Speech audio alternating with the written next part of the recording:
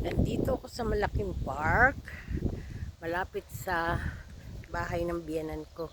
Yung ibon ay nagtago dito ako sa malaking park. Ayan, ang ganda oh. Tranquil.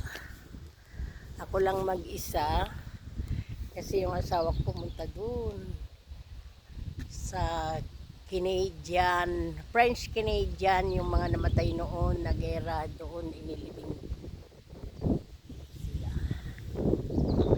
May nag-date na madanda.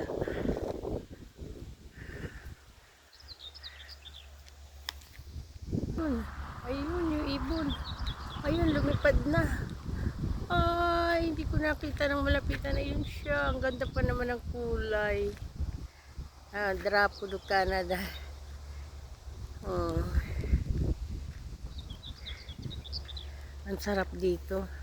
Malamig lang siya dito konti. Hindi katulad sa Canada ngayon mainit. 29 degrees doon. Dito 17 lang yata. Kaya guys, okay lang. Maganda pa rin ang panahon.